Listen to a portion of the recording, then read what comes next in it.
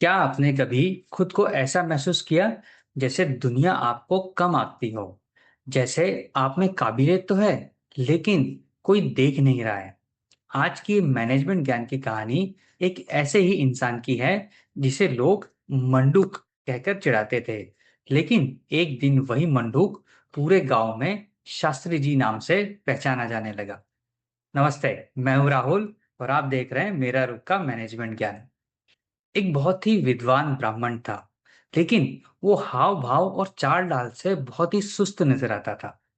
इस कारण उसकी कोई पूछ परख नहीं होती थी और लोग उसे मंडू कहकर चिढ़ाते थे, क्योंकि उन्हें लगता था कि वो कुएं के मेंढक की तरह पांव पसारे घर में ही पड़ा रहता है।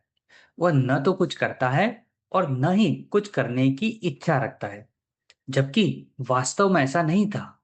वो अपने जीवन में बहुत कुछ करना चाहता था। उसने एक दो बार कुछ करने के लिए हाथ पैर भी मारे, लेकिन उसे सफलता हाथ नहीं लगी। इसके बावजूद उसने अपनी कोशिशें जारी रखी।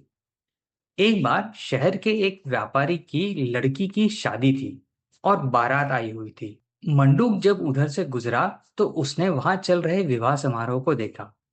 वो ये सोचकर उदास हो गया कि यहाँ भी उसे आमंत्रित नहीं किया गया है। उसने सोचा, मुझे कुछ करना ही होगा जिससे मेरी उपेक्षा ना हो। तभी उसके मन में एक उपाय आया। वो चुपचाप उस व्यापारी के घर में घुसा और दूल्हे का घोड़ा चुराकर वहां से भाग गया। व्यापारी को घोड़ा गायब होने की जानकारी मिली तो उसने सभी लोगों को दौड़ा दिया और बोला कि घोड़े को ढूंढ के लेके आओ। व्यापारी जग हंसाई के डर से घबरा रहा था। तभी एक स्त्री उसके पास आई और बोली कि मेरे पति आपकी सहायता कर सकते हैं। वे एक अच्छे ज्योतिषी हैं। तुरंत उसके पति को बुलाया गया। वो मंडूक ही था। व्यापारी उससे बोला, यदि आपने आज मेरी लाज रख ली तो मैं आपको धन धान्य से लाद दूंगा। इस पर मंडूक ने पोथी निकाली और गणित लगाकर बोला कि आपका घोड़ा उत्तर में 10 कोस दूर झील के किनारे पानी पी रहा है, लेकिन जल्दी करो, उसकी चोरी के योग बन रहे हैं। व्यापारी ने तुरंत आदमी दौड़ा दिए। घोड़ा उसी जगह पर मिला। घोड़े को देखकर व्यापारी की खुशी का ठिकाना नहीं रहा।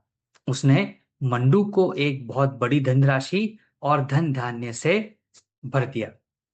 इधर ये बात गांव में तेजी से फैल गई।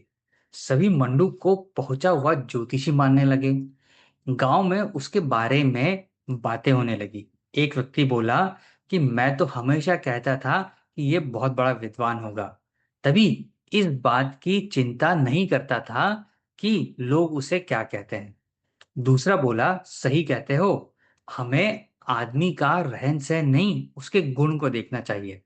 धीरे धीरे लोग उसे मंडूक कहकर चिढ़ाने के बजाय शास्त्री जी कहकर उसका सम्मान करने लगे। दोस्तों, अगर इस कहानी के मैनेजमेंट ज्ञान पर नजर डालें तो ऐसी ही है दुनिया। एक बार आप चर्चित हो जाएं तो सब आपके पीछे। आपकी वही बातें जिनका लोग पहले मजाक उड़ाते थे, चर्चित होने के बाद आपकी खूबियां बन जाती है और लोग उनकी नकल भी करने लगते हैं। पहले जो आपसे दूर भागते थे, अब आपके पास मंडराने लगते हैं। आपके परिचित होने का दावा कर दूसरों पर प्रभाव जमाने की कोशिश करने लगते हैं। फिर भले ही आप उन्हें जानते तक ना हो।